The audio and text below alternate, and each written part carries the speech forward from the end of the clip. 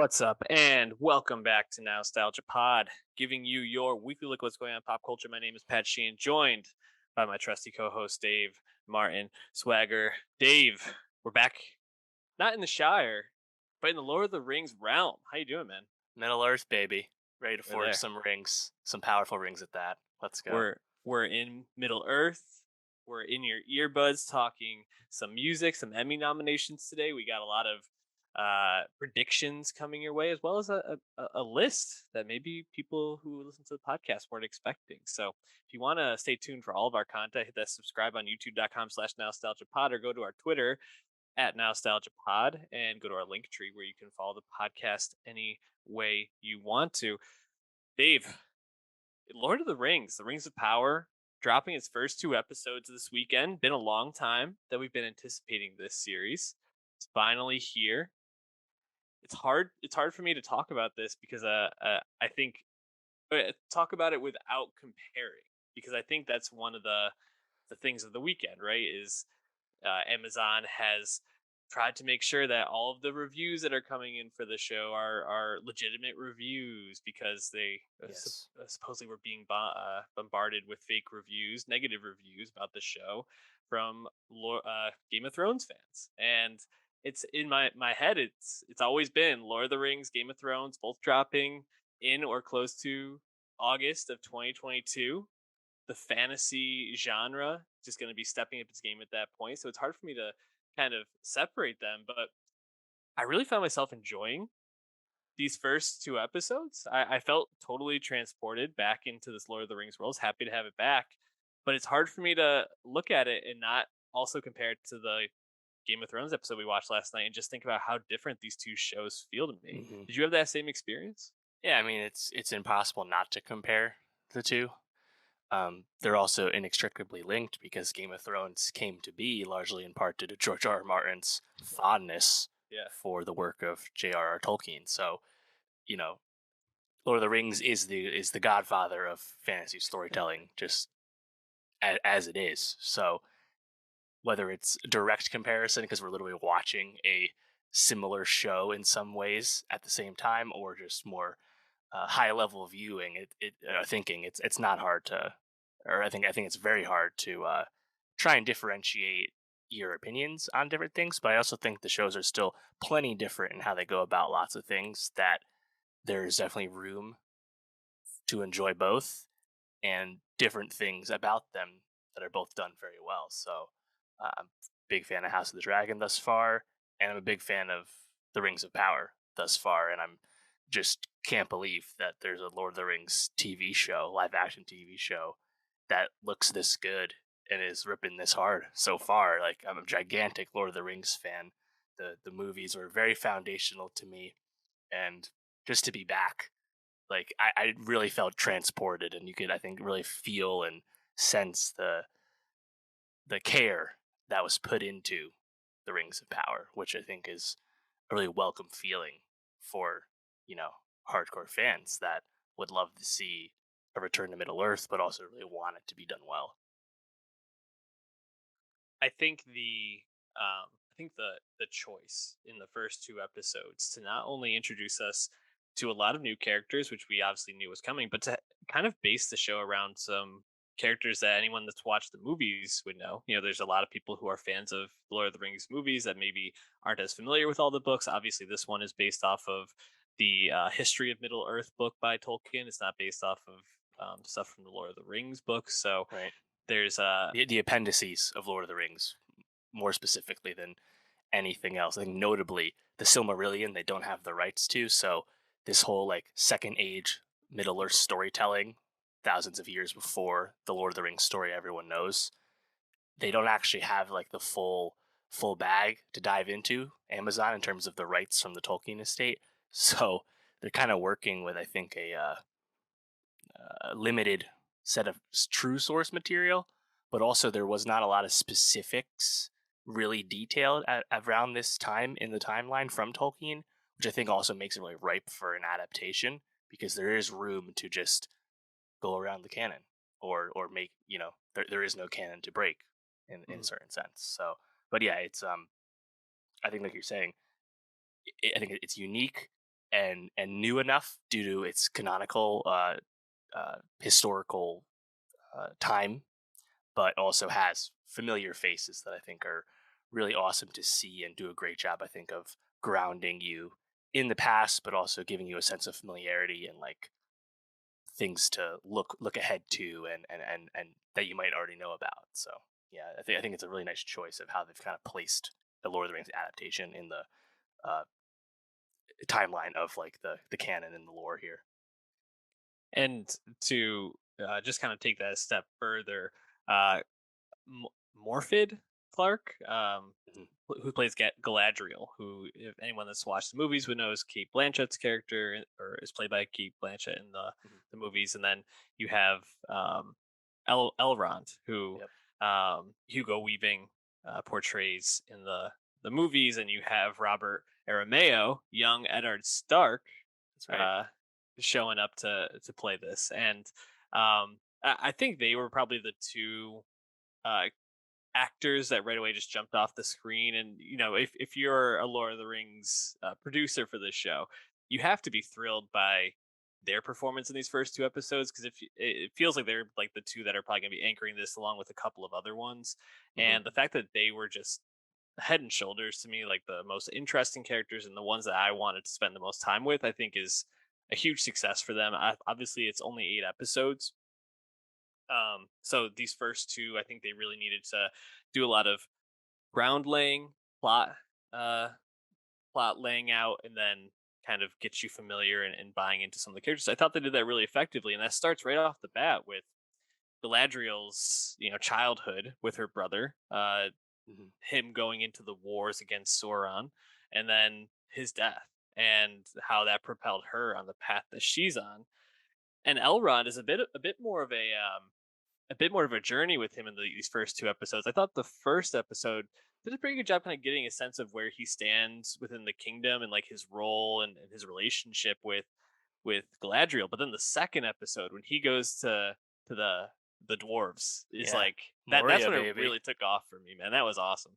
Oh yeah, too. And I think anyone who's a fan of the Fellowship of the Ring, like, it just made my jaw drop to like be in Khazad Dûm, be in Yes. Moria when it's not just a ghost town filled with goblins and skeletons. Mhm. It's in its prime, this famous fabled dwarven kingdom. Like one of my favorite lines in Lord of the Rings is when Gimli is like hyping up this journey to Moria for the Fellowship. It's like my cousin Balin, was there 50 years ago, or whatever he says, and it's like, yeah, we're actually seeing like what it was, and we actually see Durin. Durin, our Mhm. famous figure, like seeing how Elrond fits in the society of his sect of elves there. I mean, Yes. he's chopping it up with Gilgalad, one of the most famous and fabled elves of yore. Like, we're seeing people that are like name dropped and referenced in the text and in the movies. Actually, we're going to see some of that stuff, and I think like to me, it's just very very exciting. Um, yeah, but I agree. When we got to Khazad Dûm and we saw Elrond really like chopping it up with the dwarves there, like that just felt, it really felt transportive to Middle Earth. And I think in general, a lot of the writing of this show is really matching, I think, the vibes that you want from from Middle Earth that we've experienced before with Peter Jackson. And yeah, I mean the visuals too, whether it's going to the Dwarven Kingdom, whether it's being out at sea, the Sundering Sea, when Galadriel obviously does not go to Valinor and in turn comes back to Middle Earth, whatever it might be, the expense that Amazon has doled out for the Rings of Power is visible. You can tell that they put some coin into this. They of course went back to New Zealand to film this, and it really looks like that.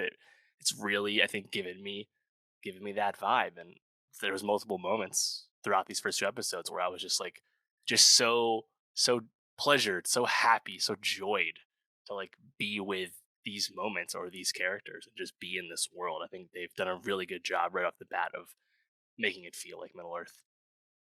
Yeah, I agree. And I think what's really nice is, when you jump into the Lord of the Rings trilogy, um, Sauron is obviously already established, and there's this like basically that Middle Earth is this like desolate place that's just been decimated by his evil and by all of his deeds, and to see it be so like vibrant and flourishing in this time, and to really Hmm. kind of like just you get a sense that this is different, but you still have those through lines, and it still has that same vibe of the movies. And I think that that's probably what was most successful to me. Was I really did feel like, okay, I'm back in with like the Peter Jackson movies. Obviously there's different flourishes, there's a lot of moving parts to this because there's so many characters doing so many different things that will obviously be coming together at some point this season. I'm not sure how quickly, but I still was just really impressed with their ability to make it feel so familiar but still new in a lot of ways. Tell me about the characters or the themes or even like scenes from the first couple episodes that really stood out to you that you found yourself enjoying most. Yeah, I mean, I watched this with my brother who, like me, grew up on the Lord of the Rings trilogy, and we both like gasped when Elrond just like meets Celebrimbor, meets the Ringmaker. Like we just see him right there, and we're obviously building up to, as the title of the series suggests, we're building up to the creation of the Rings of Power, which will then enable Sauron to secretly create the One Ring. People know the drill, I think, but we're gonna build up to this, and like there's so much from that is barely touched upon in the Lord of the Rings, because of course we're thousands of years in the past from that story, but kind of building up to this conflict with Sauron and the last alliance of men and elves that we see in those flashback scenes, right? We're gonna see the Numenorians before they're all gone. We're gonna see Elendil and the Isildur and stuff. Like just knowing like where it's going, being familiar with the lore, but also just literally seeing that how they're laying it out.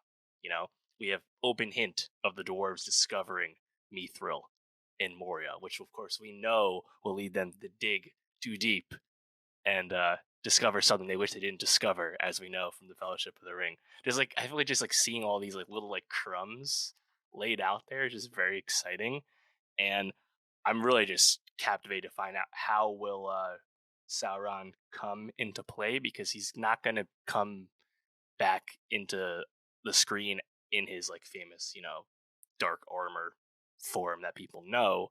He's gonna come in his fair form, his Anatar, I think was the name. That he's gonna be like deceptive and try and befriend the elves, and like I just want to see all that palace intrigue, the politics of elven society, because like you said, in this version of Middle Elf, the elves are a lot more prominent and prolific in the realm, in the world, and to see how that changes due to Sauron's dirty deeds is gonna be fun. Yeah, I mean, I'm not as big of a Lord of the Rings fan as you, so I think for me, what I found myself like being drawn to most and all this was just seeing all the character interactions. Like I was just delighted seeing Elrond and Durin's like Oh yeah, back and forth when he's like, "You missed my wedding, you missed the birth of my children." Like that was amazing actually scene, like yeah, honestly. incredible scene, incredibly moving. Like it actually, I think for anybody that has like gotten to a certain age in their life where they've had friendships that have kind of gone and come and gone in waves, that like feeling of like this person's still my friend, of course they're going to be there for me, and then like that realization of how much you miss over time and how like friendships are more than just saying that you're a friend. It's actually putting time and effort, and it was really like I thought an amazing scene, and just so well acted, and it felt like real, in a sense. It was Yeah, like, oh, this is actually like an interaction I could see someone having in real life. Obviously, not going to a dwarven kingdom, but everything else right. around it. And even before that, when they're breaking the stones, like, and Yeah, I wish we got a little bit more of like seeing them like going through it, but you get the gist of like how taxing this is, how long it went on, and I just thought that was incredible. How he had to invoke that like I don't know, whatever that is, that yeah, like competition in order to, trial by combat type thing. Yeah, exactly. I thought that was great. And then I mean, going back to the two characters that stood out most to me, all the stuff with Galadriel in the first episode and her yeah, choice before she's able to go into whatever that is, like yeah, Elven Valhalla, yeah. whatever. The Undying Lands. It's like Yes. Lord of the Rings heaven, basically. Yeah. Um, I loved her like choice to like jump off, and then she's just at sea. Like she's Right. treading water for a long time, and now she's at sea trying to find her way back. I thought that was just really great. You get that like cool like a sea creature scene, Yeah. kind of fucks everybody up. yeah, I mean, a little bit of a callback to Dune, a little bit with like the sea See, worm, I guess, but sandworm, yeah, worms are whatever to me. But right. yeah, I loved all this stuff, dude. It was so fun to be in this world. Yeah, I think they did a really nice job too of establishing the scope and the size of Middle Earth because I thought it was very noticeable that Galadriel doesn't cross the sea by the end of episode 2. She's at Hmm. sea the entire time. I think we've grown a bit accustomed in other IP shows of characters kind of traversing distances as needed by the plot and kind of being there where they need to be. But we're actually putting in the time to see Galadriel making the choice she needed to make, but then having to deal with it and just being completely effed at sea. Yeah, Yes, she's an elf. She's not gonna get sick and die, still get eaten by a fucking sea creature though. yeah, It's not all roses. But and yeah, I think probably the Elrond and stuff is probably the best thing so far, just because I think that's like you said, it's an awesome like real like grounding feeling as a viewer to see. And also like makes really complete sense in terms of a way to like express the lore. It's like these elves don't die. So hmm, they have a very different way they approach things in life than right, other characters that are not basically immortal um, yeah. to aging. So, And it just yeah, immediately brings you back to that Legolas Gimli relationship, even though it's not them. But like, obviously, I think one of the standouts of the movies was seeing that interaction and just their constant back and forth throughout the battles, that like levity that they brought. And I think, going back to my idea, or my kind of how I set this up with like, how does this compare to Lord of the Rings? It's fantasy brethren and streaming right now. um I think what I really found myself more impressed by with uh Lord of the Rings is just the ability to like enjoy the world more. I think with when mm, it comes to Game of Thrones, it's right, so cutthroat, and House of Dragon has been incredibly cutthroat, and there's very little levity in the show so far, which is fine. It's still an incredible show, but getting those moments to laugh and to feel like things aren't so serious constantly. I think the king of House uh, Viserys, Targaryen. Targaryen right now, sorry, There you would go. prefer to be in the Lord of the Rings world than in his world for the time being, because a lot more, a lot less stress going on in the world of Lord of the Rings at this point. But yeah, I just I liked that a lot more. It felt like a better hang at points for me. Yeah, yeah. I think so. A big part of that, of course, is the Harfoots on the show, which are kind of the precursors Right. to the Hobbits. I think there's kind of like hashtag reasons why they don't just call them hobbits, but if they're serving the same purpose. I think the hobbits are in the films huge aspect of the series. Obviously, Frodo's like the main character, but like the way these halflings, these little non-imposing people interact with the world and with these other characters, um, I think it is always a huge way to like kind of round out the storytelling of Lord of the Rings. And of course, Sam is like the ultimate hero, basically, of the story by the end there. But having the Harfoots on the show, it's kind of doing the same thing, where it's like giving you these unimposing, non-threatening people that don't seem to have much knowledge of the rest of the world as well, and now they're thrust into this crazy situation. Nori is anyway, with this stranger character, which we do not know the identity of this man who fell from the sky. So it seems. Um, so I thought the Harfoot stuff was quite effective so far. And then I guess perhaps like the wait and see storyline is the one with like down like I think it's the Southlands where you are, where it's like the elves are kind of watching over Oh, like with the men. Arendir and Arendir, the who's a new character, yeah. and I did like some of the kind of like societal cultural stuff they threw in there, where like the men call the elves pointies in like a pejorative sense, Mhm. and then you see it later on where Arendir's talking to like his commander. There is a open distrust the elves have for the men, and it's almost like a racial thing. I guess not Mhm. that dissimilar to the elf dwarf relations, and I think seeing how that is demonstrated, and of course Arendir seemingly is more sympathetic to men than his peers there. Seeing where that's going, I think, has a lot of opportunity for giving you a little different flair than we've gotten in the Lord of the Rings movies. Lord of the Rings movies, with the extended editions, we're talking like a dozen hours, but still, like, they only could service so much. We're going to see so many other parts of Middle Earth that are like barely seen during the War of the Ring time because they just weren't as affected by the plot of that time in the story. So um, it just really feels like there's a lot of care and thought put into where they're trying to take uh, Rings of Power, and that more than anything else, I think, is what's really heartwarming, and it was really disappointing to see some of the like backlash to the series after it premiered. There has been a huge racial component, racist backlash to this series, which I think is just really, really unfortunate and sickening because for everything I can tell, this show looks like exactly what we asked for. Yeah. But there are people that are just terrible people regardless. So. Yeah, unfortunately, it's definitely sad to see the unwarranted backlash and people just with these, like we mentioned at the beginning, spamming these reviews. Just so annoying that this kind of happens whenever there's two good things out that are in the similar vein, or one has to like be brought down in some sense. Dave, as a big Lord of the Rings fan, though, I want to just ask you: is there anything that you are hoping to see from the lore of Hmm. Lord of the Rings that you feel like you could potentially see this season? Yeah, like I said, I think seeing Sauron show up in his Amatar, I'm probably getting that name wrong, something like that. Sauron in his more deceptive, fair form, and seeing him try and get in with the elves, and eventually he will get in with Celebrimbor. I wonder how far we take that. This is a series that Amazon made a 5 season commitment when they got these rights from the Tolkien estate.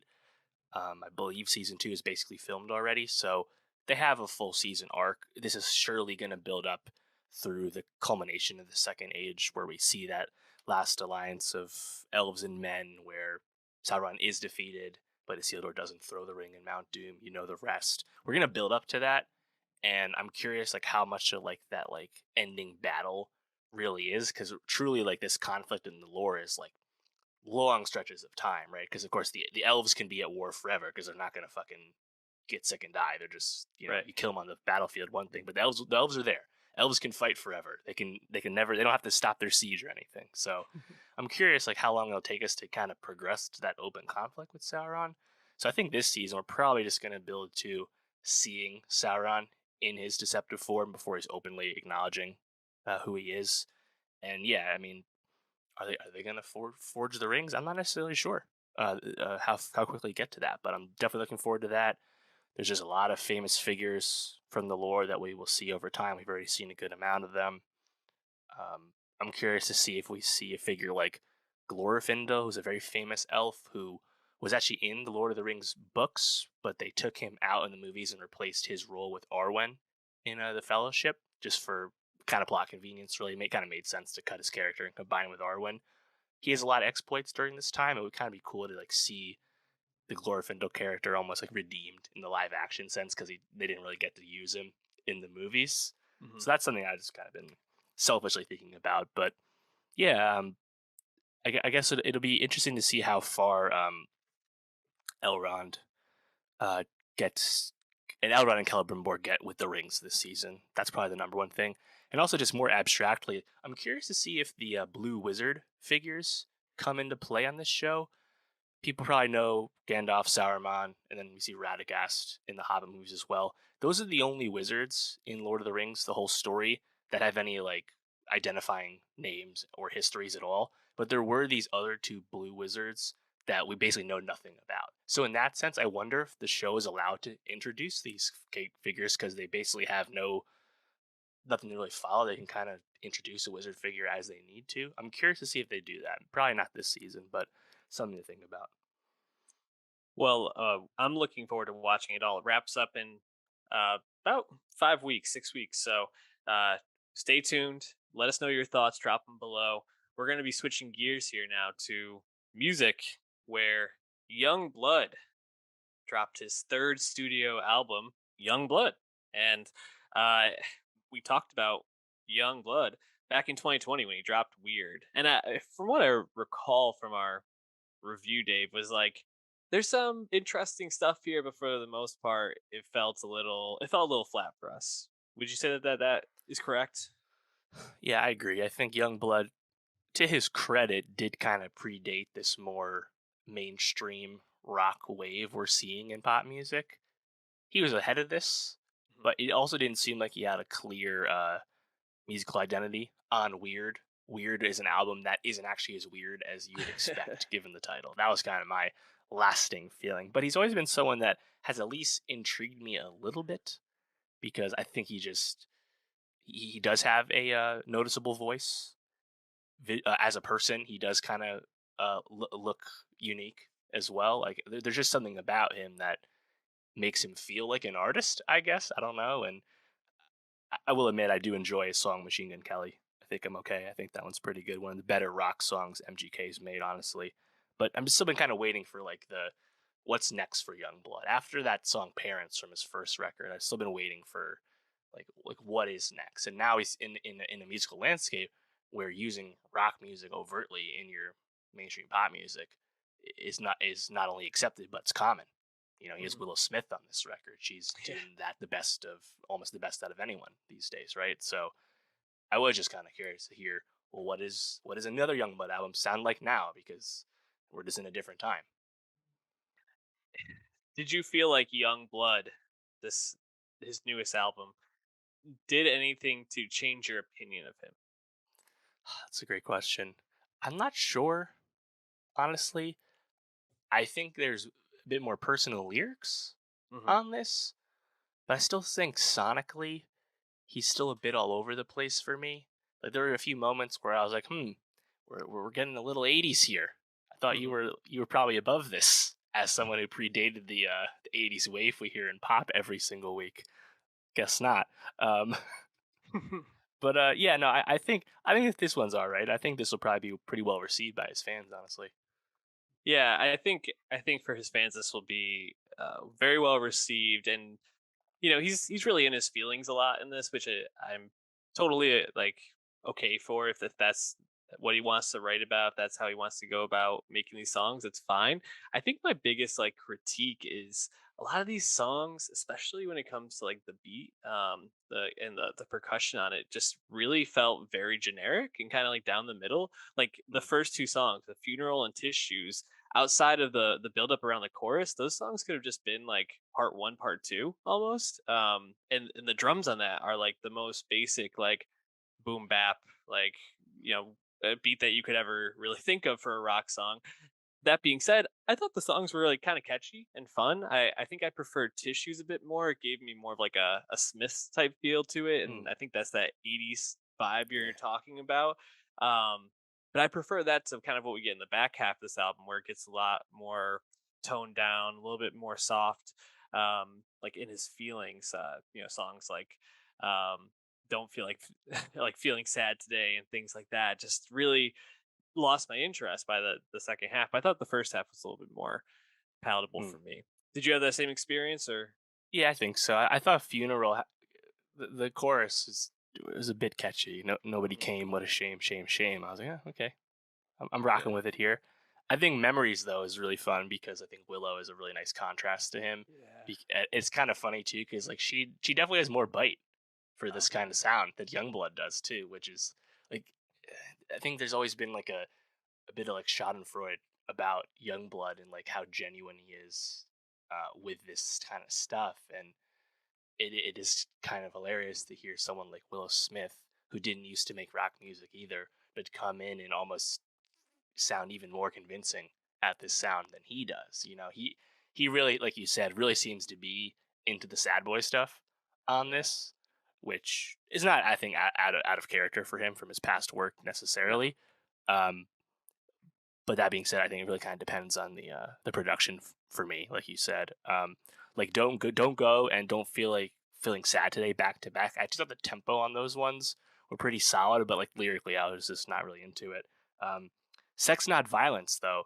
Did you figure out what that sample or interpolation was? Because that is like really similar to like I saw some people thinking it was like Pat Benatar or something. I wasn't really sure what that was, but you know it when you hear it, kind of thing. You know what I think it is actually, and you're gonna laugh. I think it's One Direction, Oh man, just how fast it's the night Harry, isn't it? changes. It's like, Oh isn't man. it crazy just how fast the night changes? Fucking So it's banger. Bowie, is what it is. Yeah, probably. Also, a TikTok fucking standout right there. So I don't blame him for going for it. I just want Yeah. to clean one thing up. The song I was thinking about in the back half that was toned down was "Die for Tonight," not Mhm. "Don't Feel Like Feeling Sad Today." That one's just more stripped back, kind of like "I Cried Too." Those were the two Yeah. that were like slower tempo that I didn't really enjoy. Yeah, you know, he definitely is in his feelings. I agree with you on Willow. I think Willow was like a shot of adrenaline to this, and the beginning of the album is pretty electric to begin with, and it starts to kind of vary through from there. I just don't know if maybe I'm not getting it. Maybe I'm not the right audience for it. I think probably like I would guess like teenagers into like young adulthood would really vibe with this more. I think as people who are a little bit out of that stage of our life, it's probably not as easy to relate to these Yeah. lyrics. I'd say. Yeah, well, like I said, like in terms of like honing in on the sound, it was just kind of strange to me because we had just heard his feature on the Demi Lovato album on Right. Freak, where he was like way more edgier and like harder on that than he is on any of his own songs. Hmm. I mean, yeah, clearly this is what he was feeling these days, but that's okay, I guess. Looking forward to the Willow album coming out in 2 weeks. I'm very excited for the Willow album. Called a vibe. Yeah, so check out our Nostalgia Best of 2022 playlist where we'll be putting maybe a Youngblood song on there. You know, Dave, you mentioned Willow, and when we were listening through the Nostalgia, the Spotify Billions Club playlist that they made, I was kind of expecting to hear a Willow song on there, especially with all of her TikTok fame recently. I thought one of them might sneak on there. She did not, but there's a lot of artists that we do like on this, and we wanted to talk about this because there are now almost 300, 292 to be exact, artists or songs on the Billions Club playlist on Spotify, even more on YouTube. And it's kind of this mark of like, I don't even know, like, what does a song getting a billion plays to you really mean? Yeah, I think that's really the question too. Before like you make any kind of ranking list of what are the best songs with a billion streams, what are the worst songs with a billion streams, you have to really think what does that mean. Hmm. And you mentioned YouTube has more songs. There are songs with a billion on YouTube that don't have a billion on Spotify. I think just for convenience, we just stuck to Spotify for this. But I think it's really important. I think for people to have the proper context with this, and there's a heavy recency bias to having a billion streams. That is quite obvious, just the way music is consumed with playlists and passive listening, but also just the streaming ecosystem we are in has only really existed for the last 5 plus years. So the music that came out in that time is the music that's going to get consumed. Also, more people have Spotify today than they had last year and the year before that and the year before that. So it is, I want to say, easier to get a billion streams, but you can do it, I think, in a faster manner. That much is clear. People are doing this quicker and quicker. So I think you kind of have to really analyze each individual song that has a lot of streams to determine why it has that, whether the song is genuinely popular or it's just kind of a mainstream artist song that came out and is also popular. Like, obviously, these songs are all popular, but how they got to be popular is kind of an open question. And I think it's really interesting to see older songs that predate streaming that do have a billion streams and think, oh, wonder why that song is so big on this platform, because Hmm. there are millions of people that listen to these older songs not on Spotify, for example. You know, Yeah. and I think it's very important to remember that the most popular songs of all time are not the most streamed songs on Spotify. Yes, and it's I, when I was listening through today, I think the thing that stood out to me was the song is either a legitimately great song, it's either a legitimately catchy song, or it's from an artist that is just so beloved by their fan base that the numbers get pushed upwards. And there might be a few that fall, you know, out of there that just like right place, right time. Maybe some that were from a TV show or movie that really propelled it forward. I think one that stood out to me in listening through the Spotify playlist was Sting's "I'll Be Watching You." Huh, Especially that I didn't expect that to be Sting's highest song. I thought it would be a song from the Police on there, but the background for it on your phone is Stranger Things because it's from the finale, and so it's like, oh, right. this song probably was somewhere in like the 300-400 range, and then this is in Stranger Things, and now it's propelled over 1 billion. So I was definitely interested by why a song might be on there, why it wasn't. And I guess as we go into our list, we're going to do our top 5 best songs that are in the Billions Club on Spotify and the worst 5 songs in the Billions Club on Spotify, in our opinions. How are you doing this list? What's your criteria? Yeah, that's a good question. I just wanted to make an interesting list: songs I like, songs I don't like, um, because there's not. It's not like there's a complete meritocracy for getting on the Billions Club. Mhm. I feel like we didn't have to apply that to making our lists either.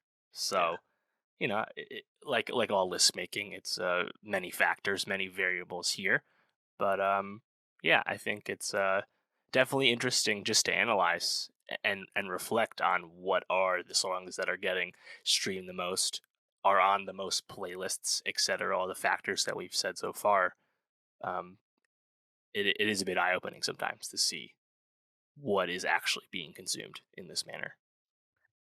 absolutely. For me, when I was going through this list, I just kept like picking the songs as I was listening through that really stood out to me for whatever reason. And then I kind of went back and thought, like, what does this song mean to music, I guess, and what does this mean to like the culture in a way? And that's kind of how I went about picking the top 5 best for the bottom 5 worst.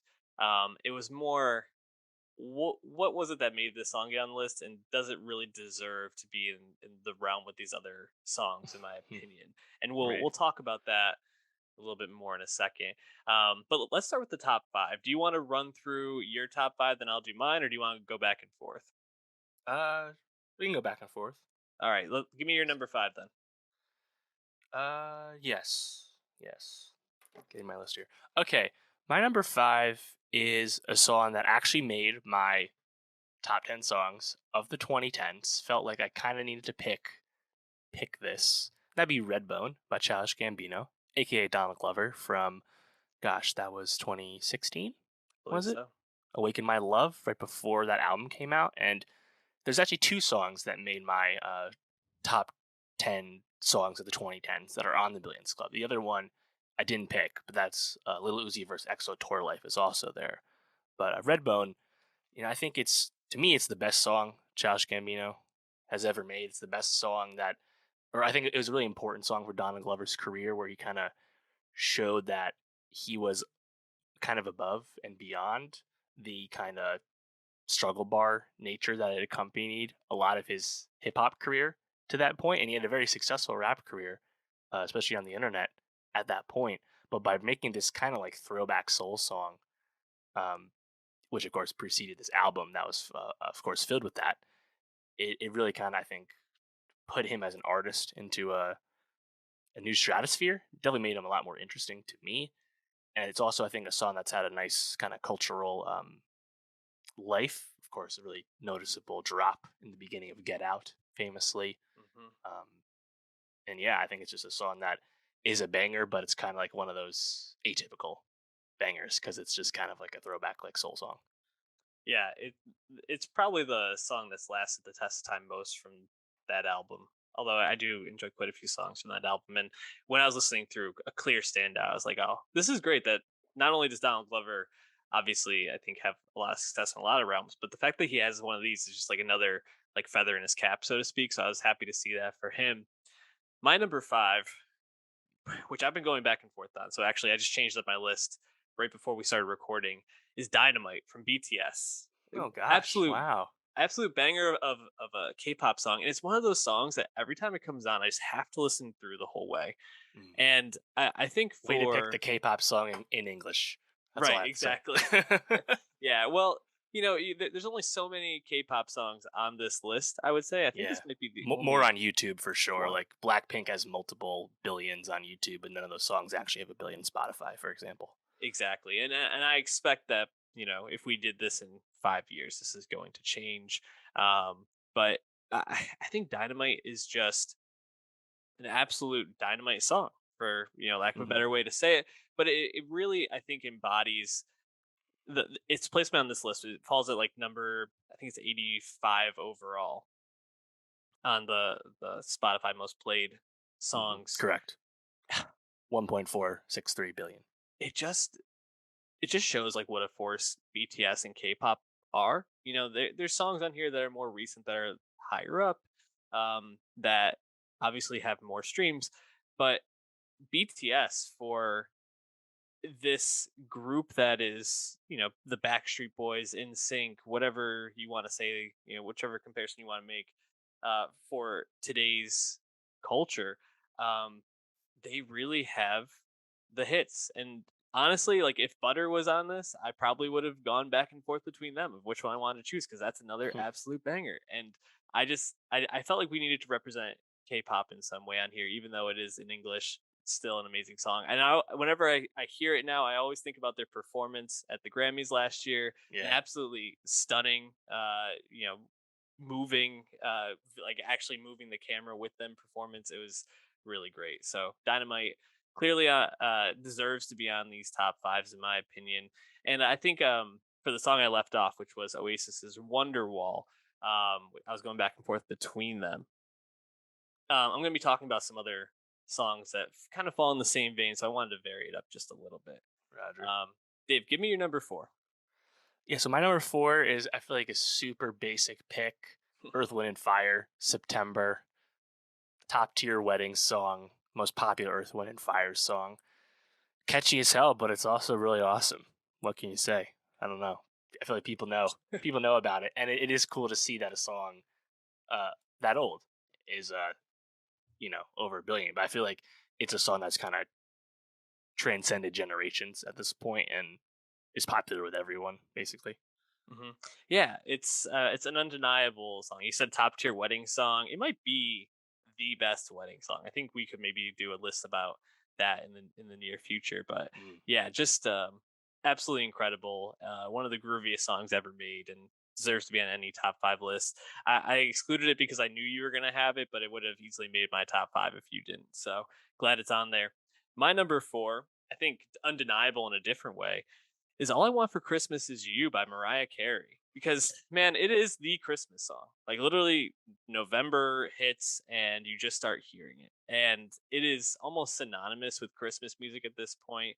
And the fact that this is the only holiday song that falls on this list just speaks to how much of a banger this song is. And the thing about it is, like, obviously it gets the bump around Christmas and, all the holiday parties and people listening to it while they're wrapping or decorating. But if you even took Christmases out and then you just kind of like filled it in with, like, for my birthday, obviously it's not as catchy, but like, just, it's a great pop song. It's just Hmm. a awesome song in general. So uh easily made my top five. And it was like one of the clear, like, stop me in my track moments when I was listening to this, because I didn't even think about a Christmas song falling into the Yeah. billions club. And then I was like, oh yeah, this makes so much sense. Right. Well, it's actually kind of funny too. If you can go on Wikipedia, there's a list, which would be the most streamed songs in a single day. And number two on that list is All I Want for Christmas Is You, Christmas Eve 2021, 17.4 million in one day, about 2.5 million behind Easy on Me when that came out last year. I would not be shocked if All I Want for Christmas Is You sets that record again this coming Christmas Eve, because again, more people will have Spotify now than they did that time. And if you look at this list too, number four is Last Christmas by Wham, Christmas Eve 2020. Number eight, Christmas Eve 2020, is Santa Tell Me by Ariana Grande. Number nine, Rock Around the Christmas Tree, Brenda Lee, Christmas Eve last year. Number 10, Jingle Bell Rock, Christmas Eve last year. You can keep going. It is actually, I think, kind of funny to see Christmas dominate the single day records, but Yeah. it makes complete sense. And I think what's really, I think, kind of almost underrated now about All I Want for Christmas Is You is that it's an original Christmas song, not a cover, an original Mhm. Christmas song that ascended right into the canon when it came out, Yes. 30 years ago almost. Like, Christmas songs have always been covers. And I guess Ariana deserves a little credit as well for Santa Tell Me, kind of doing the same thing to a lesser degree. But like, it's hard to make a brand new original Christmas song hit in that manner. I think big part of that's, of course, Mariah's vocal strength, things like that. But Mhm. yeah, I think it's completely justified. Like, I don't get tired of it. No, me neither. And every time it comes on at like a Christmas party, it just brings the house down. Everybody knows the words. Everybody loves it. It's undeniable song. All right, Dave. Number three for you. Yeah, number three for me is it's the most popular rock band of the 21st century, perhaps under remarked upon, but that would be Linkin Park's "In the End." Uh, Chester. yeah, "In the End," of course, from their debut album "Hybrid Theory," their best record, and this, and I believe "Numb" as well for Meteora, both are over a billion. I think "In the End" is a really good example of why Linkin Park was so popular starting in the early 2000s, because it's a great example of the two vocal stylings of that band. Chester Bennington's anguished, raw, emotional singing, and then Mike Shinoda's rap rock rapping. It's a great example of both, but also a great showcase for the appeal of Chester Bennington's vocals too. And I think Linkin Park is a band that, for me, I think creatively really got away from this after from like 2007 on, basically, and was not an interesting band to me from that point forward. But they were a really successful band throughout their existence until Chester passed. Obviously, they were a stadium band worldwide. They're the best selling band since the year 2000. It's kind of crazy to think about that way, because I feel like the critics were out on the band long ago, but they've really stood the test of time. I think that those early first two records, particularly Hybrid Theory, particularly your song "In the End," I think really kind of capture like a different time, right? Because we don't hear rock music that's anything like early Linkin Park these days, but it is kind of cool to see that early Linkin Park that was so revered is still as popular now as it was obviously back in the day pre-streaming. A great pick. Would not have been my Linkin Park pick. I was going to pick Numb Hmm. actually. So I think it's kind of whatever your taste is for them, Yeah, but you can't really go wrong with either. They're both undeniable. it's honestly not my favorite song of theirs. I would have loved to pick One Step Closer, but that's at like 400 Mm, million. So yeah. alas, here we are. Only 600 million more spins, and then we can talk about it on here. Um, Dave, do you remember in 2003 buying Elephant, the newest album from the White Stripes, and hitting play? Can't say I do. Well, I very clearly remember this in my mind because I had my CD player, I had my over the head headphones, Hmm. and Was that a Walkman, or do you have a knockoff of some kind? I don't even remember. All I know it was silver and very old looking. I think it was actually passed down to me from probably my siblings at that point, so it wasn't anything special.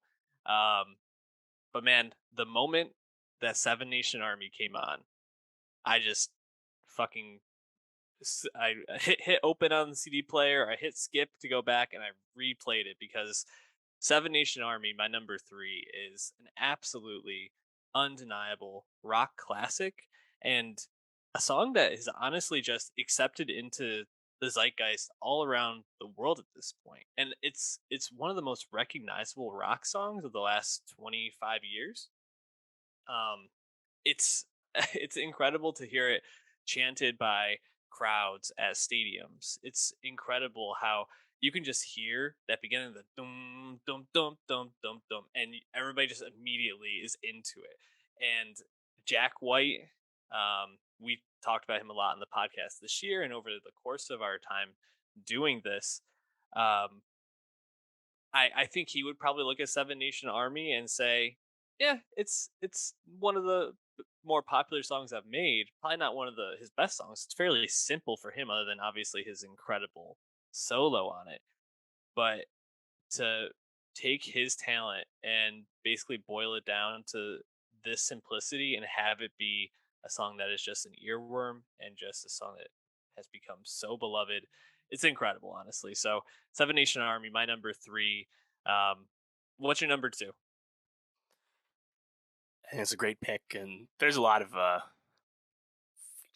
I think picks from like that point forward that are kind of like a similar vibe that you could make. But I think that was one that really stood out to me as kind of an obvious contender. Mhm. Number two for me is I believe the only Kanye West song on Billions Club, Yeah. which would be Stronger. Graduation. People know it. It's one of the best Kanye songs for sure, but also one of the most popular. And I think why it's most popular, obviously the Daft Punk sample, very obvious, very familiar at this point. Um, but it also is coming from one of, if not the most populist Kanye albums. When you really think down on it, we did our Kanye album rankings last year. Graduation was neither of our number ones, but it's probably most people's top three, Mhm. and I think a big part of that is Stronger and Flashing Lights. So it's a really catchy song, really up tempo song. Kanye's awesome on it. And then the Daft Punk sample is just like ingenious, honestly. Yeah, it's an amazing song. Played it at my wedding. We got to pick one Kanye song we agreed, and that was the one we chose. So, um, it deserves to be on the list. I was surprised there weren't more Kanye songs. If there was another one that you thought would have made the Billions Club, which one would it have been? So I'm just looking at it now. Paris is at 951, so that'll get there. Yep. But yeah, I mean, I guess Gold Digger, probably censored Yeah. version, I would have thought was a contender for this. But the more you think about it, it's not like Kanye has a slew of number ones or anything like that. Hmm. He's never been Drake. Yeah. So I get maybe Power stands out. I'm Power just trying to was what I was thinking of. yeah, But yeah, that Heartless perhaps. yeah, Yeah, it's Heartless is at when 600, pretty far off. when you talk about Kanye, it's about the totality of the work a lot of the time rather than it is the singles really popping off like you said. So great choice. My number two, we're going back in time now. So we started with 2020. We moved into I guess the 90s with Mariah. We then jumped into the 2000s. Now we're back into the 90s, the early 90s, 1991. Nirvana's Nevermind comes out, and Smells Like Teen Spirit just becomes the anthem of the grunge phase of rock in the 90s, and has maybe one of the most recognizable guitar licks of all time. One of the most recognizable openings. Uh, Really, I think established the Nirvana, but especially Cobain as just this like visionary in this space. His vocals are so iconic in this, and you think about the like refrain when the chorus is breaking down and just the dun dun dun dun dun. Like there's so many moments to it, and then you get this incredible solo from Cobain in the second half, and it's like it was the first song that came on when I hit shuffle on the playlist, and I honestly just like I was on a run and I was like losing my shit. It was incredible. Smells Like Teen Spirit. Mhm. Honestly, not my favorite Nirvana song, but man, if you don't like Smells Like Teen Spirit, you just like don't appreciate good music, in my opinion. So it's a good litmus test, in my opinion. Dave, what do you think about that as number two on my list? Yeah, I think that's a excellent pick. Perhaps a bit surprising to me that this would be all the way up at a billion, honestly, Yeah, because Nirvana obviously far predates the internet giving you music in any fashion. So uh, I guess it really speaks to Nirvana's ongoing influence. But also, I think that's a song that has kind of gotten bigger than Nirvana itself. Like it's hmm, just in terms of like it's a bit more mainstream than yeah. you would perhaps associate with their other big hits.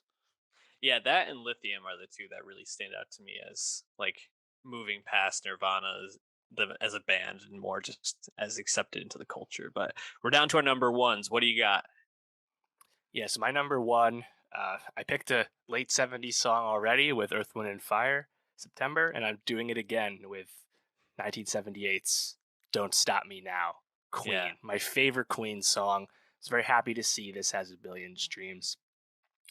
I think Bohemian Rhapsody, the film with Rami Malek, has a lot to do with this, but Queen is gigantic on streaming, and Queen is the biggest legacy band on streaming, like easily. Mhm. Bohemian Rhapsody is almost at 2 billion streams. Like, song is as big as it's ever been, as far as a life post the actual time of Queen. And I think for me, "Don't Stop Me Now" has always been my favorite Queen song ever since. Gosh, I don't know when I first heard the band. I must have been in like God, early teenage years for sure. And I Mhm. remember just running this MP3 back constantly, and because it's just so catchy, so up tempo, so fun, and it's an awesome Freddie performance, like so many of their hits, obviously. But there's Yep.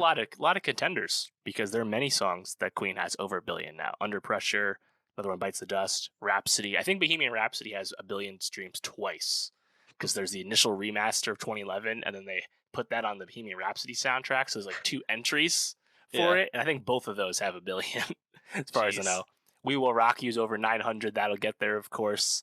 Queen, I think, is kind of transcended above whatever critical opinion people had of the band who were there at the time, because so many of these songs are just so big in the culture, right? We Will Rock You, a staple of every sporting event till the end of time. You know, Absolutely. Queen is probably the band from the past, 40, 50 years that has been able to reassert themselves into modern culture, and just I think it speaks to the strength of their singles. You look back and those records maybe aren't in full form something that you want to talk about, but yeah, the singles are just all there. It's so funny because I think I had another one bites the dust and Under Pressure as the two I would have picked. I love that Bowie um Mhm. guest backup vocals on Under Pressure, and verse actually, but yeah, great pick. And Don't Stop Me Now, another fun wedding song, but just a great song in general. My number one, Oh, I oh, just go want ahead. one last note too on Queen. You would think, are Queen actually the most popular band from the past? Not necessarily, but we must remember, and you'd have no way of knowing this if you don't remember this or didn't look it up. The Beatles did not join Spotify True. until like 2016. So they are Yeah. just behind the ball with getting the streams. That being said, Here Comes the Sun is approaching 900. Over time, I'm sure more Beatles songs will hit a billion, but that's a big reason why they actually have zero songs with a billion stream at this time. They just weren't in the game Just weren't in the as game. long as others. So it's a big factor in being available to be streamed, obviously. And that's largely not a thing anymore, but it was a thing not too long ago where bands were not on digital streaming platforms. I think Zeppelin Yeah. had a similar thing with iTunes back in the day. Rolling Stones are not even really that close. Painted Black is 760 million. So they got a Right. ways to go. Um, my number one, though, just switching gears quick, is someone from around this time, and that's Fleetwood Mac. And Mm. when Rumors dropped in 1977, uh, they dropped to the single Dreams as their second single. And man, Dreams is one of my favorite songs of all time. It's probably one of the most lauded and appreciated songs from one of the most lauded and appreciated albums of all time. There's not really a lot to say about Dreams other than like it's Fleetwood Mac just firing on all cylinders. You got Stevie Nicks with her like sultry tones. You have awesome um, synchronization of the instruments and the vocals all and swelling around the chorus. And man, just these lyrics that are it's kind of like hard to say like, oh, the olden times were better, because I think that so many aspects of um, culture and about music and movies and everything just increasingly is better now than it was then, and that might be my own biases, but like I I don't think they write vocals like they used to. And Dreams is what they don't write, lyrics like they used to. I mean, and Dreams is like the epitome of that, where like the meaning of it all and just like the metaphor around it all is just something you don't really hear a lot today. So Dreams is just in general is one of the best songs of all time in my opinion. So it had to be And my number one. and of course, this song had a huge comeback in 2020 when it exploded on TikTok. Oh, right, with the skateboarding guy. I Yeah, totally forgot about that with the cranberry juice. Oh yeah. Wow. and That's early pandemic days. but that's obviously like when the internet's at its best, when it brings a classic that is already adored to new people who then discover it and to find out they too adore that song as well. You know, Right. Exactly. Well, that like that wraps up we're seeing our this right now with Kate Bush, who's not at a billion yet, but it's kind of the same thing. Where like uh, what is old can become new again. There's a lot of scholarship on this right now of how this is happening with the internet, Mhm. and older music is being streamed just as much as newer music for honestly the first time in the streaming landscape. So we'll probably slowly see more old school classics approach these thresholds as well. So something to Hmm. keep an eye on. Dave, that wraps up our top fives. But are there any songs you just wanted to shout out real quick? Yeah, so apart from the ones we've both talked about, there were some other, I think, solid honorable mentions. I think Mr. Brightside's an obvious one. Yep. AC/DC had two of my favorite songs on there, Back in Black, Highway to Hell, Mhm. Living on a Prayer, Bon Jovi, Michael Jackson, Billie Jean. Um, the best Eminem songs, early stuff, actually, are the ones that have a billion, which was, I think, warmed my heart because I had not been a fan for a long time. But Real Slim Shady, Without Me, Till I Collapse were all up there. Um, two songs that I wish had a billion, I would have picked them, but are both like 800 plus would be Gaga's Bad Romance and Biggie's Hypnotize. Love those. Yep. Um, J. Cole surprisingly has over a billion for No Role Models, which is my favorite Cole song. But that was cool. I didn't quite expect him to be that high. Um, and then I think Drake, kind of obviously, One Dance and God's Plan are the top ones for him. But yeah, I think it's really interesting to look at this playlist because there's a lot of like the like playlist core stuff that almost is like designed or now fits in that mold of this was designed to be an earworm to Hmm. be listened to all the time, which quite conveniently means it's going to be streamed over and over again. So a lot of stuff kind of comes in mind when you look at that list. They're very similar thoughts about the song, right? Like a Sweet But Psycho, Ava Max, Sorry, Yeah. Justin Bieber, The Middle, Zed and Maren Morris, songs like that. Like it makes complete sense why those have a billion plus streams, right? Because those are just Right. songs that people just keep hitting play on because there's something about them that makes people want to revisit them to that overwhelming catchiness. Totally. I just want to shout out a couple songs that weren't mentioned. Billie Jean, Michael Jackson, was one that was in contention for me. It was nice to see Arctic Monkeys and Tame Impala each get a song on there with uh, "Do I Want to Know" and "The Less I Know, the Better," respectively. Bruno Mars, a couple songs, but I really love "Locked Out of Heaven." Just a absolute banger from our guy. And yeah, there are a couple EDM songs stood out: "Titanium" and "Lean On" from Getta and Major Lazer, and then also Cardi B "WAP" was one that stood out to me as well. It's Yeah. like, man, that song was really everywhere.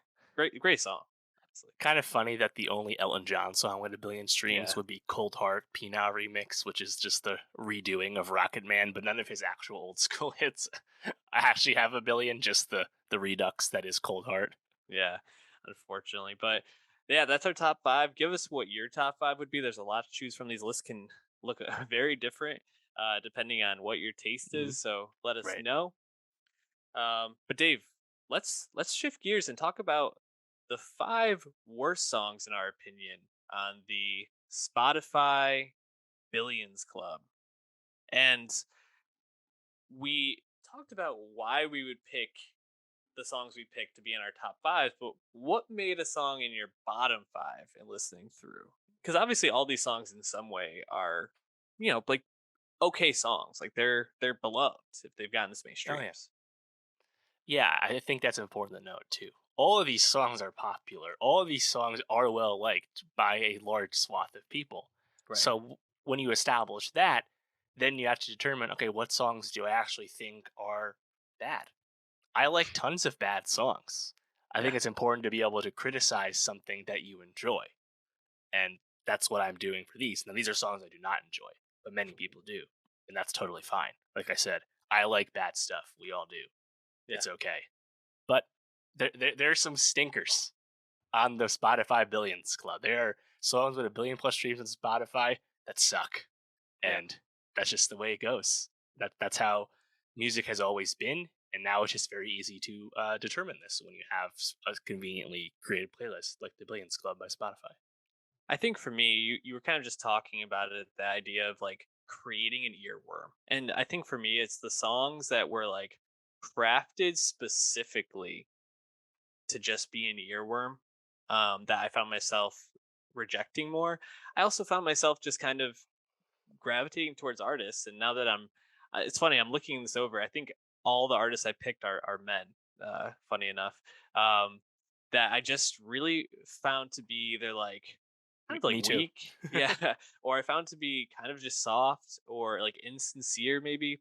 But I definitely found myself going through and almost being like ugh, and like skipping past like once I hear it. And everybody has those songs they hear. They're just like ugh, but when those songs become the earworms that some of these did, it's not so fun. I went second last time, so I'll start off with mine. My number five is from our guy Sean Mendez. There's nothing holding me back. Oh man, I just do not like this song. And there's a bunch of Sean Mendes songs on this playlist, Yeah. but this was probably Senorita. yeah, this is probably the one that like I immediately just like skipped. I think I got like three notes in and I like Wow. verified the song and I was like, I don't know. It just doesn't do it for me. Interesting. Our guy Mendes just not in my favorite, but yeah, I'll be it's honest, that's like one of my favorite Shawn Mendes songs, relatively speaking.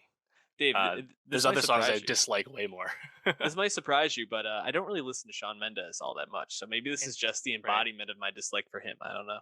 His stands are gonna give you stitches soon. Be careful.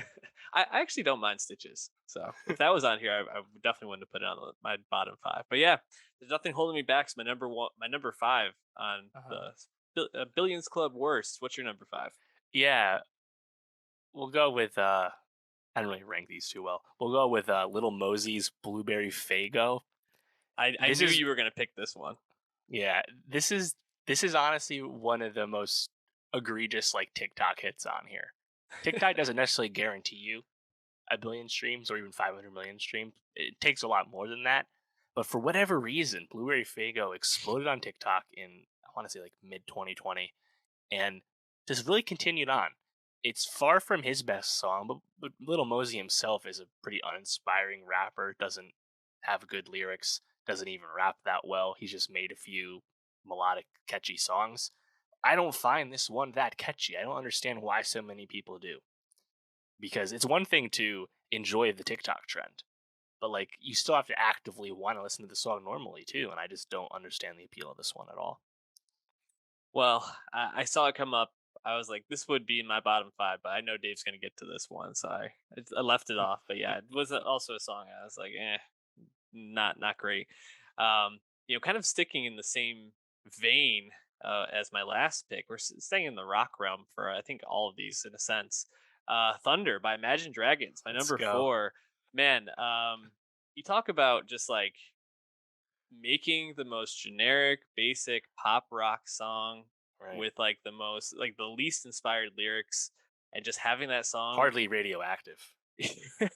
well, and then just having that song be on every single commercial and played at all these like sporting events, it's like, ooh, this is really like a bad sign for the rock uh Yeah. genre that this was like the biggest rock song of like the 2010s in a way, probably like Uh, numbers wise. yeah. I mean, Imagine Dragons is One of the perhaps most the biggest rock band right now. They do yeah, arenas every time they tour. Like, and it's they have crazy. numerous songs on this playlist, many contenders. I think an Imagine Dragons song had to be on one of our lists just because I think they're a largely terrible group. Yeah, it's funny. Nickelback in a lot of ways I think has like come back around, but Oh, the they're way that so much better than Nickelback Imagine Dragons. yeah, but the way that they were perceived in like the Yes, 2000s very was like similar. Nickelback, like oh, this like wannabe Canadian rock group, and like they make these like terrible like pop songs that are just for the radio. Imagine Dragons like ramped that up tenfold, and I think that's kind of how they're viewed by most people, but still enjoyed by a lot of people, and that's why they're on this list. So good for them. Keep cashing those checks, boys. What's your number four, Dave? Yeah, number four for me would be Maps by Maroon 5. Man, I have Maroon Five coming up next. Yeah, what's yours? Let's do it now.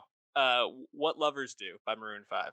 So there are several Maroon 5 songs Yes. on Billions Club, and the majority of them are newer Maroon 5 songs. After like 2007, Maroon 5 has not contributed anything interesting with their music, which is actually quite disappointing because songs about Jane is pretty great. And Great album. they're just a completely unrecognizable, terrible group now. It's really just a vehicle for Adam Levine, and Adam Levine is checked out long ago. Mhm. Which, good for him. That guy's rich as hell, just kind of doing his thing because people are still running up his songs. But God, I think these songs have sucked for for a while now. And yeah, I just picked Maps, but you could have picked a few of them here, such as you did. Yeah, I think the reason I chose What Lovers Do over Maps is What Lovers Do is quite literally unrecognizable as a rock song. And I know a Mm. lot of Maroon 5 is like just pop straightforward now, but they always try to keep something. And Maps at least has some like guitars in it and some Yeah, that's a energy. good point. What Lovers Do is like, oh my God. And the fact SZA is on this and she stooped down to this for this like obvious, just like grab, like notoriety grab is like so, so demoralizing to me because I consider her such a better artist than Maroon 5. Um, yeah, it's just like the most basic, like Kygo Hmm. bullshit song ever. And it's like you barely ever get any kind of energy throughout the song. It's very sparse, and yeah, when SZA can't even come on and like give you a verse to like make the song somewhat enjoyable, it just is total shit to me. So that's my number three, Dave. What's yours? Yeah. So you mentioned Kygo. I didn't pick Kygo. I think he only has one with a billion, Hmm.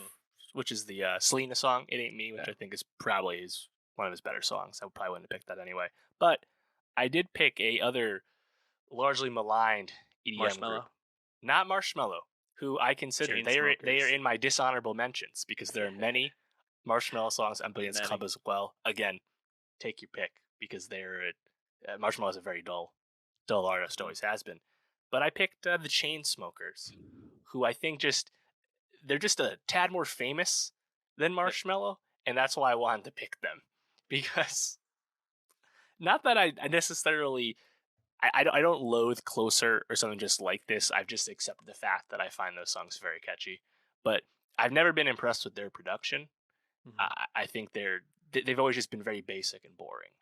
And a song like "Don't Let Me Down," which is my choice here, has Terrible. 1.5, almost 1.6 billion streams.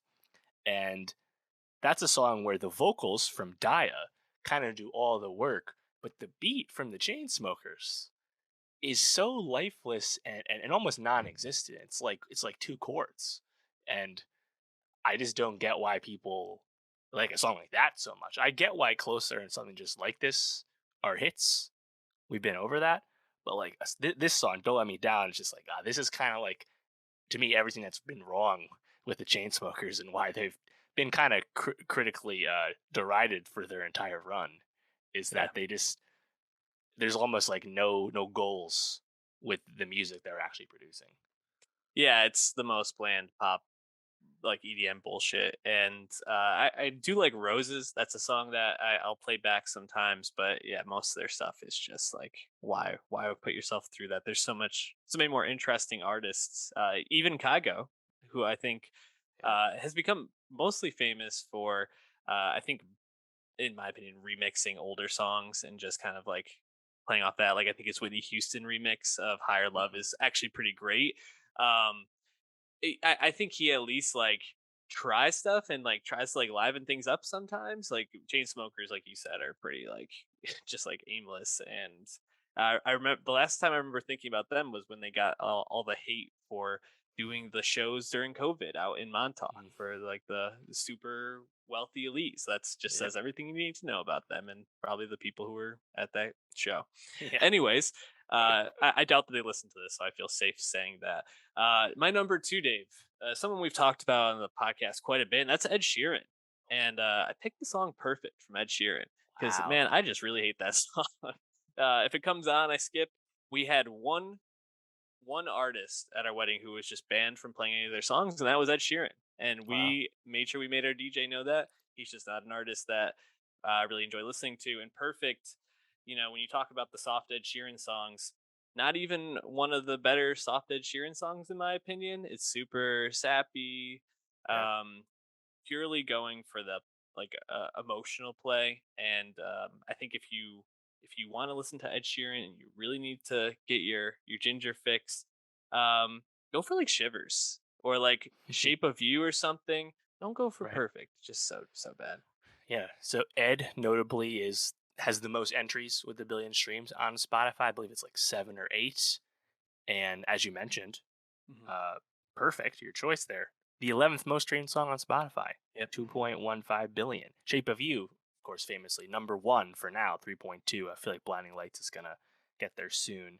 But yeah, there's a bunch of other Ed songs on there. I think songs that are a lot more interesting and better, like Galway Girl, for Right. example, or Thinking Out Loud. I think is on there too. I Like was gonna say, there are way better songs on there. It's just funny that like no matter what song Ed makes, whether it's actually good or it's like super dull, mhm, all of them get just consumed do rapidly. numbers. That's why Yeah. that's why he is as big as he is. Yeah, he's Wonder Bread. It's not interesting, but everybody listens to it, unfortunately. Yeah, if you're gonna go for this like type of Ed song, like you said, Thinking Out Loud would be the one that I would say transition to. Don't listen to Hmm. this. So, Dave, we're up to our number ones. Actually, I'm my number Oh, two. you're at number two. Sorry. Yeah. What's your number two? Number two for me, someone who we've denigrated on this podcast before, and that would be Pillow Talk by Zayn. Zayn Malik, uh, the first One Directioner to go solo. Never I been didn't his. I didn't feel safe to do this with all the Zayn haters out there, or Zayn stands. I guess they're haters of Yeah. us. No, just very simply, I've just never been a fan of Zayn's vocals. I think he's rather dull, rather aimless with his performance. And he had another song that you could have picked. It's the Sia song off Icarus Falls. But I feel like Pillow Talk, which is the debut single, for me, just kind of captures everything there is about Zayn in a negative way, which is that it's just often like super dull, often way overproduced. But like the performance itself never does a lot for me. You know, the Taylor Yeah, no. song from 50 Shades is also up there. I like that song way more than this, for example. I don't Um, wanna live forever. exactly. Fucking awesome song. Yeah. Sorry, Zane. Yeah. We don't dislike Zayn. We just Oh, but I aren't just into don't his like the music. music is all. Yeah. Yeah. I Whatever. yeah that one stood out to me as one I skipped pretty quickly too. All right, we're on to our number ones, and anyone that listens to our end of year list podcast knows that I do this move quite frequently. I have two for this one. I couldn't not give it to both of them, That's Dave. And true negative passion right there. and that would be Justin Timberlake for "Can't Stop the Feeling" and "Happy" by Pharrell. Wow. These two Nice. songs are just the epitome of like everything that's wrong with like earworm music. They have no substance to them. They give literally the most annoying energy. They are like the real life embodiment of that "Everything Is Awesome" song from the Lego movie, and Oh that yeah. song is even better than these. Way more palatable. Just totally bland nothingness. The worst that pop has to offer is these songs, and they are some of the most beloved songs. I get it, kids can listen to them. They're very like down the middle, cookie cutter, safe songs. But Mhm. man, if you literally are like starting your Both day, soundtrack songs too, right? they are, yes, I believe they are both soundtrack Despicable songs. Me and Trolls. Yes. But man, if you are starting your day and you're not doing this just because you're like, I am like so depressed, I need anything to pick me up. I know these songs are like designed to try to pick you up. If you're just like putting this on, 'cause you're like, man, I really love these songs. it- get yourself help. Like, You can do better. yeah, you like go talk to somebody. There's help out there for Right. this. Go check I out our think Nostalgia Best of 2022 playlist. I think there's also they're great picks because Pharrell and Justin Timberlake are so much better than that, Oh yeah. and they've done it before. Especially Pharrell, very intriguing, celebrated, multifaceted artist for such a long time. And Hmm. Justin Timberlake, his early solo career, it has a lot of merit to it, obviously, and there's popular songs from them too. These songs are just very craven, bland songs. Really, anyone Yep. could have written and made. Yep. Way beneath them. What's your number one, Dave? My number one is "Hot Girl Bummer" by Black Bear.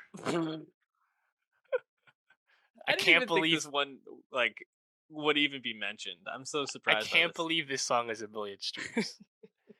Black Bear is an artist that has had serious issues with him for a long time. Mhm. He was someone who came up with rock, then very obviously shifted to hip hop production because he could get away with it as a white guy. And now he's conveniently shifting back to rock because now it's popular again.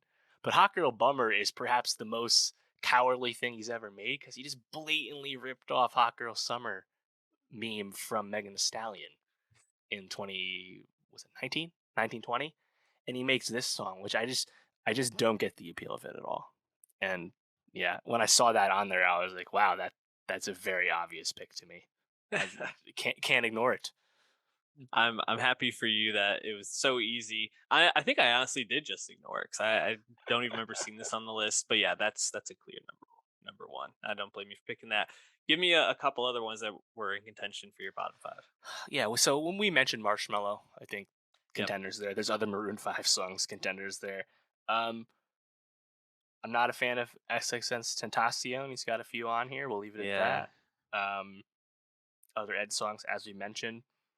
I feel like we covered a good amount of ground here.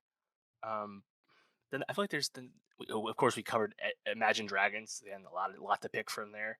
Mhm. Um, did anything else really stood out to you as like you already Yes. did Shawn Mendes. To me, Senorita is a song I've never understood. That's number 9 all time. That one that never makes sense made sense to me. Um, yeah, Yeah. what else stood out to you For me, negatively? it was most. Yeah, I so you mentioned a lot of them. I had a Marshmallow song originally in my top five, and then I switched it out. "Cake by the Ocean" by DNCE is another one of Yeah, those like Joe very Jonas. upbeat, yeah, like pop songs I just never got the appeal of, and it's just total like bullshit.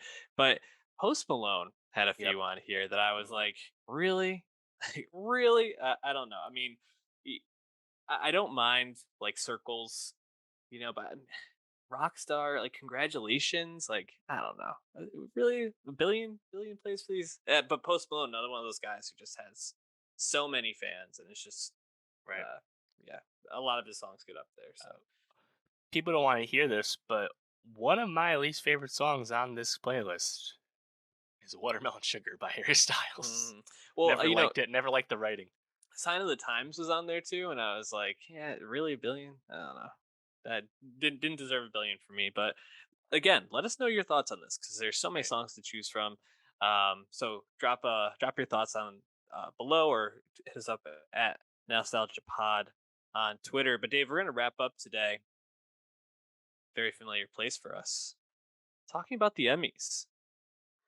I can't believe the Emmys are coming up so quickly. But there is it the 11th? 11th? I Monday. think. Yeah. Jeez. Oh, the 12th. Wow. Okay. Um, Yeah. Kind of annoyingly on Monday, not yeah. Sunday. Jeez. Well, we'll be recording next Tuesday, I suppose. But anyways, um, yeah, we already did our predictions. So what we're really going to get into are our predictions for nominations. So what we're going to be getting into Yeah. today is our predictions for winners for these categories. Going into this though, Dave, is there any Emmy storylines or things that really sticks Yeah. out to you? So we talked about this when we talked about the nominations after they came out, but there was a lot of I'll say group think, but like a lot of like over nominating for certain series, namely Mhm. HBO shows, The White Lotus and Succession, where nominating the entire cast and just dominating the categories with the show doesn't really serve anyone and is kind of like a bit performative to me. Like we don't need everyone The White Lotus nominated when Right. only two of these people have a chance to even win. Yep. It's better to spread the love in the TV landscape we exist in where there's so much choice. Hmm. Try and overlook as few people as possible, but this is that kind of the opposite problem. And I think if they kind of change how voting is done, where there's a set number of nominees, this probably won't happen nearly as much. Ted Lasso, another one where it's kind of over nominated. But I think in terms of other storylines, it's just kind of the classic stuff where it's like, will Netflix get a big prize, stuff like that. HBO is the most nominated series. Will it have the most wins? Things like that. I don't know if there's anything that's super new as a narrative here because despite that huge TV glut we experienced this past spring, the nominations don't actually reflect that, as I just said. So, for the most part, we were pretty happy with these nominations. Uh, more good than bad, of course. So, yeah, just curious to see how many surprises we get because I feel like there are some overwhelming favorites. Yeah, I think you hit the nail on the head. The over nominating certain ones, not spreading the love as much as you might want to. I think for me, it's like how many of these category. And I guess I'm going to say how many of these like types of show categories, so comedy, drama, or limited or anthology series, are really going to be dominated by one show, right? Because as you look Mm. through the three comedy series, Ted Lasso got a ton of nominations, especially in the supporting categories. In drama series, Succession got the most nominations and seems primed to have a big night. And then limited or anthology series, The White Lotus and Dope Sick are like the two that stand out. The White Lotus, especially in the supporting categories. So it's like, are we really going to see just like these three shows get all the love come next Monday night? I'm hoping not. I can't say I feel confident, especially given the way that the nominations played out. But I do hope we get some surprises. So Keenan Thompson is the host. Mm. I think it will be a very down the middle award show because of that. Keenan is very safe, and I think, especially when it comes to like the Emmys host, you never really think about them unless they screw something up. So, why don't we start with limited or anthology series, Dave? And we're gonna do supporting actress. The nominees: Connie Britton for The White Lotus, Jennifer Coolidge for The White Lotus, Alexandria Daddario for The White Lotus, Caitlin Dever for Mayor of Easttown, Natasha Rothwell for The White Lotus, Sydney Sweeney for The White Lotus, and Mayor Whittingham for Dope Sick. A lot of White Lotus, five to be exact in that category. Who from The White Lotus is going to win, Dave? Yeah, actually, I think there's a typo on there. Caitlin Deaver was not in Mayor of Easttown. She was in Dope Sick. I think Ah, the Emmy ballot they printed there is wrong. That's funny. Um, yeah, well, obviously this is dominated by the White Lotus ladies, and it was kind of obvious after watching the White Lotus who the choice would be here. Jennifer Coolidge, mhm. the biggest scene stealer of those choices there. Bit disappointing that there's five White Lotus nominees there. Alas, that's what we have. Yeah, I think it's Coolidge pretty easily here. Yeah, I think it. I think it'll probably be Coolidge as well. I mean, Connie Britton, Sydney Sweeney maybe would be like the backup choices here. Do you think there's any chance that because there's so many White Lotuses, one of the Dope Sick girls gets this? I guess that's the only other thought, right? Is Yeah. that going to happen? I'm probably betting against it, but I guess it's in play. Yeah, I mean, it's hard too because it's not like either one of these two and Mayor Winningham or Caitlin Deaver is like a big name that could just get a lot of Right. notoriety. So yeah, I would say it's probably Coolidge is the safe bet there. Um, let's move on to supporting actor in a limited or anthology series. The nominees are Murray Bartlett for The White Lotus, Jake Lacey for The White Lotus, Will Poulter for Dope Sick, Seth Rogen for Pam and Tommy, Peter Sarsgaard for Dope Sick, Michael Stolberg for Dope Sick, and Steve Vaughn for The White Lotus. Dope Sick and The White Lotus each have three. Pam and Tommy, Seth Rogen. Thanks for coming out. I Yep. think this is Murray Bartlett pretty easily. I agree. Again, the other scene stealer from the White Lotus cast. You probably can guess where we're going with limited series winner here. But I think these two sporting categories would show if there was more spreading of the wealth and more shows were in the mix here, there would be more opportunity for a surprise. Yep. But I don't really think that's possible when it's only a few shows in the mix. So I think Jake Lacey actually is very deserving, given Hmm. that kind of off type performance he did there. But Murray Bartlett is by far the showiest performer there. I think Dope Sick though we didn't talk about Dope Sick, but kind of surprised me how rapturously received it ended up being here at the Emmys.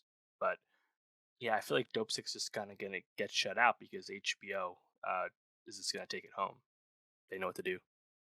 Yeah, I think the supporting categories will be White Lotus most likely, and then I think these lead categories are more likely to go to Dope Sick. And let's move on to lead actress in a limited or anthology series, where Toni Collette for The Staircase, Julia Gardner for Inventing Anna, Lily James for Pam and Tommy, Sarah Paulson for Impeachment, American Crime Story, Margaret Qualley for Maid, and Amanda Seyfried from The Dropout are the nominees. Looking at this, my initial thought is there's no Dope Stick here. There's no White Lotus here. Hmm. maybe we're gonna get a little Margaret Qualley sneaking in here. Oh, I think this interesting. could be a good look because I know Maid got a lot of love.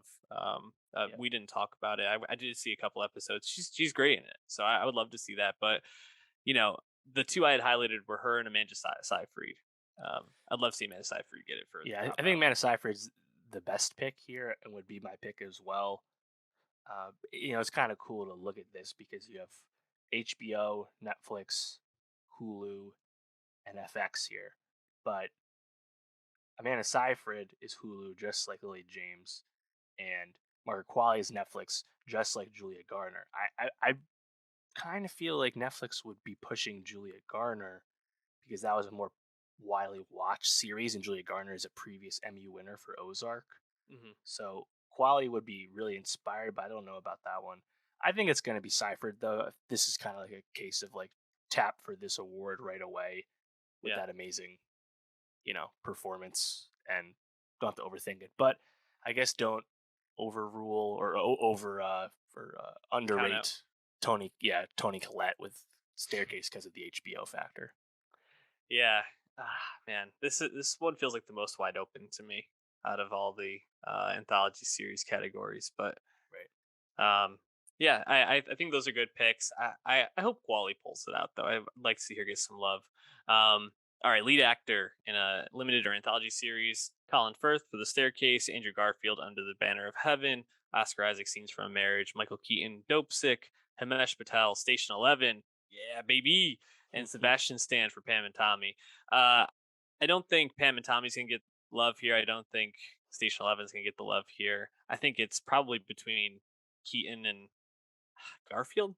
I think Yeah. Keaton, Garfield, and Isaac are the ones that really stand out here. Yeah, it's another one where is HBO pushing Isaac or are they pushing Firth with the Staircase? Staircase is probably the one that they're pushing. I'd be pushing Isaac, but I would too. yeah, I feel like Keaton with Dope Sick, given the Hmm. breadth of Dope Sick nominations everywhere else, kind of easy math there. Hmm. Very happy to see Himesh Patel here, as we mentioned before. Um, but that's where his night ends. Just Yep. getting in the room, good enough. Yeah, I mean Garfield, definitely probably the most popular and mainstream and populist of the people in the mix here, alongside Isaac. But yeah, I feel like it's Keaton pretty Pretty easily. confidently. Yeah. Yeah, that's who I had as well. Then limited or anthology series: Dope Sick, Inventing Anna, Pam and Tommy, The Dropout, and The White Lotus. White Lotus is probably the favorite, definitely Yeah. the favorite, but Dope Sick I think has an outside shot here. Yep. I think that's it. We mentioned this before, but super disappointing that you have Inventing Anna and Pam and Tommy here, both kind of not well liked series that were popular. If only one of them was there, I could have got over it pretty easily. But to have both there when there's so many limited series to pick from, such as Station 11 and We Own This Hmm. City, not being there, it's tough. But yeah, Dope Sick versus White Lotus, kind of the name of the whole limited category for the night. You wish there was more things in the mix, but that's just really not how it is this year. When you talk about the lobbying from the different networks, Pam and Tommy getting so much love, almost getting a nominee in every category is such a clear, like, oh yeah, Hulu has a pretty strong lobbying body at this point for their shows. Yeah, I Yep. don't know, but yeah, I think White Lotus with Dope Sick, the dark horse here, is the way to go. Yeah, I'd say put a few dollars down on Dope Sick if you can. I think that one might surprise us, but all right, moving into the let's do comedy next. Let's end with drama because I think that's what we Mhm. enjoy talking about the most.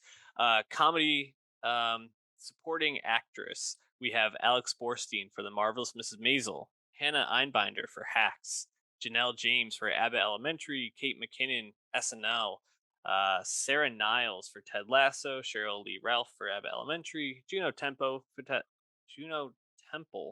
Ted Lasso, and then Hannah Waddingham for Ted Lasso. I actually don't see any of the Ted Lasso people getting this. I don't think Kate McKinnon's going to get it. I think this is going to come down to Alex Borstein, who just had a really great season with Maisel, and Maisel's consistently won. So Right. I think I could see them getting a lot of love. Borstein has won this multiple times. Waddingham won it last year. McKinnon's been nominated many times. Yeah, I think that's kind of like a great choice for some kind of surprise. Where Waddingham's probably tapped as the favorite, but now you have like a top dog in the category showing back up with Alex Borstein. Uh, I think it would really speak to like how strong is Maisel going to be Hmm. moving forward at the Emmys for its final season? Can Borstein come back and win this?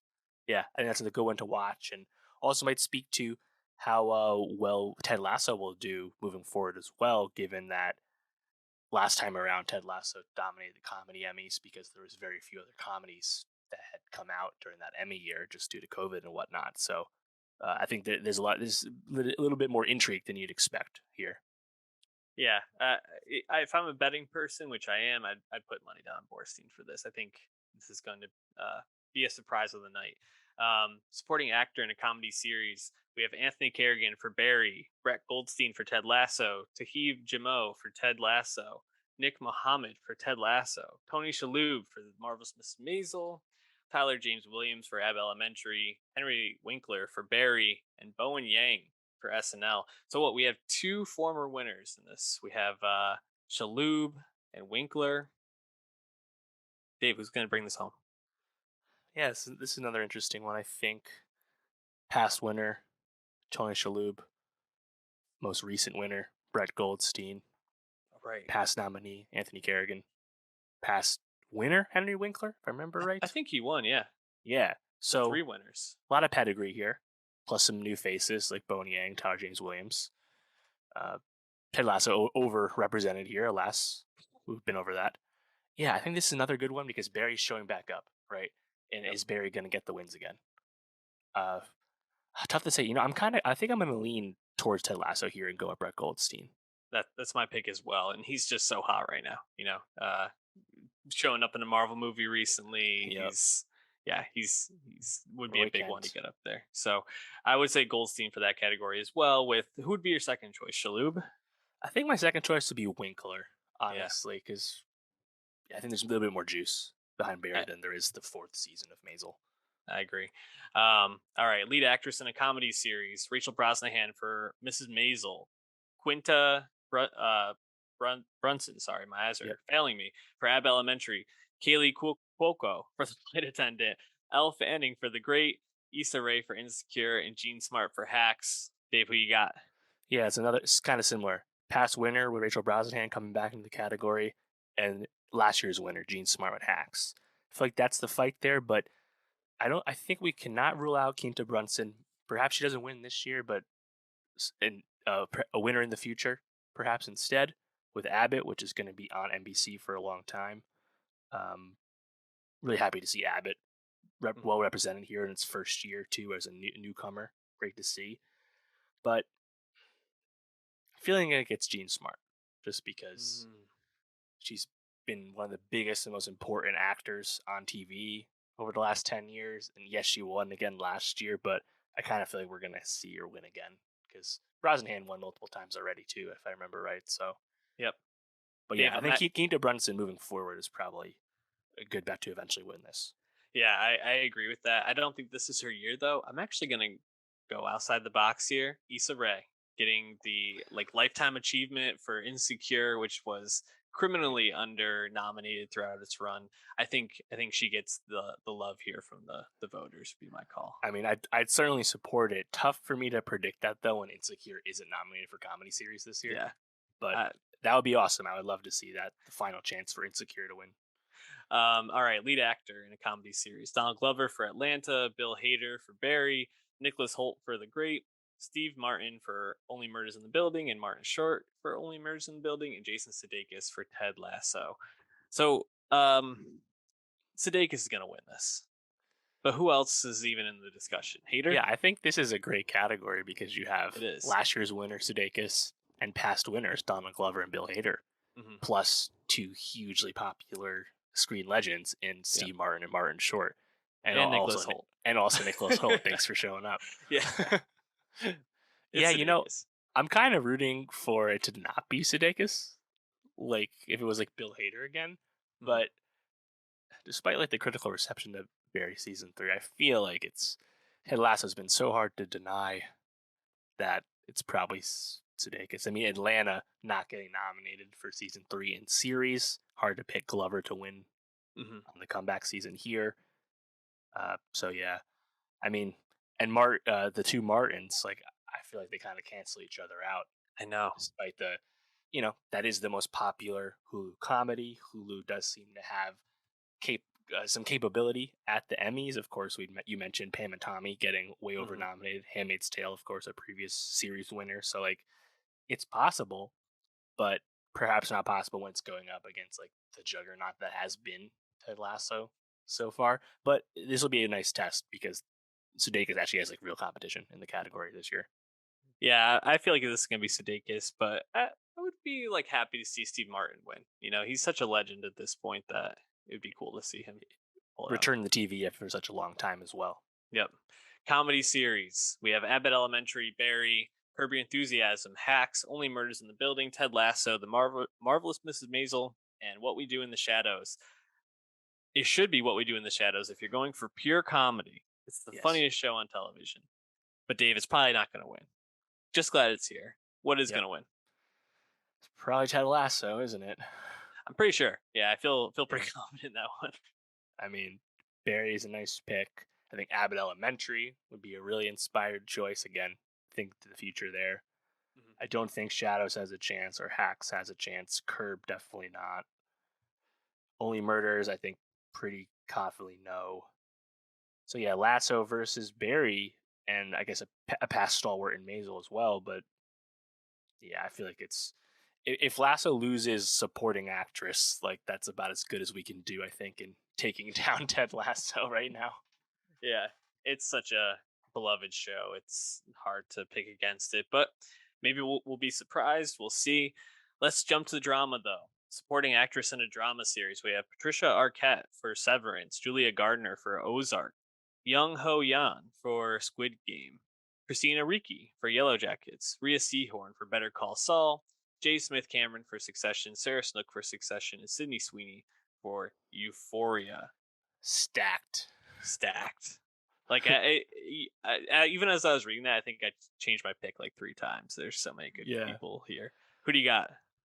Yeah, very interesting, right? Because Julia Garner has won twice, I believe, for this role in Ozark. Here again for the final season, and then you have something that people wanted for so long. Reese Seahorn nominated for Saul at last. You have Succession people here as well. I think my pick is Sarah Snook in Succession. I want it Hmm. to be Reese Seahorn, but I'm not confident in that one. I'd be very disappointed if Julia Garner won again, to be honest. No shade at her, but like this is a deep category, yeah, spread around. Um, yeah, I'm gonna go with Sarah Snook given the breadth of Succession nominations elsewhere. Yeah, this is a category where it probably is going to be Succession, but Better Call Saul ended right as the voting Did was like happening. It went from the 12th to the 22nd. I think this could be a Rhea Seahorn upset, man. I really do, That'd and be so sick. I don't think Odenkirk's gonna win it. I would love to see him get it. I think Cox is a lock for lead actor, but I think Rhea Seehorn's gonna pull this out. I really do. So okay, I guess I'm calling my shot again. It's Right, either gonna be her or it's gonna be Snook. I would say. right. Yeah, if Seahorn did win, it kind of be the reverse Americans where Matthew Reese won and Kerry Russell didn't win in the final True. season, the first win for that show in an acting category. So if one of them was to finally win at the end here, it would be amazing. So we can hope. Definitely what I want to see happen. Supporting actor in a drama series: Nicholas Braun for Succession, Billy Crudup for The Morning Show, Kieran Culkin for Succession, Park Hae Soo for Squid Game, Matthew McFadden for Succession, John Turturro and Christopher Walken for Severance, and Oh Young Soo for Squid Game. All right, looking here, I think this is going to be Succession again. I think it's going Hmm. to be Culkin. Me too. I think it's Culkin. I would also support Matthew McFadden winning. Yep. I think Culkin is just a bit showier of a performance, but Matthew McFadden is just as good as Tom in a very different way, of course, very different types of characters and performances. Hmm. Either one of them would be awesome. And I think they're the best picks here, to be honest. I want the Culkin speech so bad. Like I Yeah, just know it'll be ridiculous and funny. I think if there's like an outside shot here, I'd probably give it to Walken. Big name, right. beloved Apple show. I'm sure they put Right. a lot of Doing juice behind TV, them. Exactly. unusual for him. So I'd say Culkin is probably the favorite there. Lead actress in the drama series: Jodie Comer for Killing Eve, Laura Linney for Ozark, Melanie Linsky for Yellow Jackets, Sandra Oh for Killing Eve, Reese Witherspoon for The Morning Show, and Zendaya for Euphoria. This is a big of a category, in my opinion. Killing Eve getting two, and The Morning Show getting one in here. Wow, just Tough. wow. That's tough. Zendaya, Zendaya. I think it's Zendaya though, right? Dea, yes. Yeah, for Euphoria is the choice. Yeah, I think like the outside pick, if anything, is Melanie Linsky for Yellow Yeah, Jackets. Seems like, which 100%. is kind of crazy to think about the big names that are all the other choices here. Laura Linney's been nominated multiple times for Ozark. Comer has won before. O has won before. Reese has been here for a while now. But yeah, I mean Zendaya, she was the youngest lead actress female winner ever. Hmm. Sure, certainly is now the young, will be the youngest to win twice. Yep, She exactly. continues to be a juggernaut, but justly earned. The character of Rue on Euphoria is very showy, Hmm. very good opportunity for Zendaya to really show the breadth of her talents. And I loved Euphoria season 2. Very Yeah, very happy if she won again. she is so deserving. I want to see her win all the awards, and can't wait to see her in Dune. So, Oh uh, yeah, just everything she does, great. Lead actor in a drama series: Jason Bateman for Ozark, Brian Cox for Succession, Lee Young Ye for Squid Game, Bob Odenkirk for Better Call Saul, Adam Scott for Severance, and Jeremy Strong for Succession. You know, I'd love to see Odenkirk get the look. He's not. Bateman not going to get it. Scott not going to get it. Sorry, Squid Game. Probably not going to win anything, even though you were a sensation. It's really between Brian Cox and Jeremy Strong, and I think it's going to be Cox. yeah. It's a Strong won season. last time, right? Yeah, he did. Uh, Yeah, it'd be nice then to spread it around here to I Cox. agree, and I think Cox really got to show out this season. So Yep, big yep. Logan season. And that probably means that Succession is going to win for drama series. But well, let's go through the nominees anyway. Better Call Saul, Euphoria, Ozark, Severance, Squid Game, Stranger Things, Succession, Yellow Jackets. I don't think this is as strong of a year as there's been in the past. But I think Succession and Better Call Saul alone are like quite the duel here. I would say don't discount Squid Game 2, which has a lot of acting nominations, more than Hmm. expected, especially in the supporting categories. So I would not be shocked if Squid Game actually comes out ahead of Saul for like second place. Hmm. But it's really hard to pick against Succession given the breadth of nominees it has this year. And the fact that Succession season 3 was the best show of 2021. Like, Right. it deserves it. And I'd be happy to see it win here. That'd be great. It's gonna be Succession though. So Yep. um yeah, I guess are there any other categories you really wanted to call your shot on here? I would say you can look at the creative arts winners that have happened so far that kind of give you a sense of what shows are trending up versus down when they get other down ballot wins. So you can look into that if you want to kind of get ahead here. But yeah, I mean, I don't know. Nothing really comes to mind as like anything else I'm really looking for at smaller awards. I'm always rooting for someone to beat John Oliver in Variety Talk series. I think Trevor Noah does Me deserve too. it to win with the Daily Show, but I just don't think anyone's ever going to take Oliver down. It feels like. Yeah, Noah would be the only one in that category who has a shot. You mentioned the creative arts categories. I forgot to mention at the top, my guy Tim Robinson from I Think You Should Leave won for outstanding actor in a short form comedy or drama series. So just wanted to shout him out. He deserves love. He's Mhm. fantastic. Um, it's kind of crazy to me reading over this competition program list. I mean, like Nailed It is on the competition program list outside of like Survivor? Like, I know. I mean, what? RuPaul wins it every year. Top Yeah. Chef is always nominated but never wins. Like, Lizzo's pretty Watch Out boring. for the Big Girls could surprise people this year. I can Yeah, see I'm Lizzo always getting down for one. anything new with Yeah. these kind of categories. I guess I'm rooting for Station 11 to win writing limited series. Yes. It's like Me its too. only chance to win. I'm also really rooting for What We Do in the Shadows for comedy writing. 2 episodes Yes. nominated there. Um, just something to kind of really acknowledge just how really talented that Shadows writers room is. With there's so many like so much good stuff in there, and like there's just so many like magical 30-minute episodes that they've made and are just, like you said, the funniest things you'll see all year. So if you can't win the series, I think winning the writing category is a nice consolation, I suppose. Yeah, that would be nice. But I hope we get some surprises. It would make the show a lot more interesting than I suspect it will be. So, anyways, we're gonna wrap up there for this week, Dave. What do we got for next week? Yeah, next week we have a ton of music coming out. New records from Santa Gold and Ari Lennox and hip hop sensation Yeet. We'll touch on all of that. Interested to hear about that. Of course, we'll talk about the Emmys after they happen. And what we do in the shadows will be wrapping up. Talk about season 4. And Disney's D23 Expo will be happening. Curious to see if we get any additional news so soon after San Diego Comic Con. We'll be talking about all that and more. So hit that subscribe on youtube.com/nostalgiapod and go to our Twitter at nostalgiapod to follow the podcast any way you can there, including our Nostalgia Best of 2022 playlist on Spotify. I'll catch you next week. Peace out.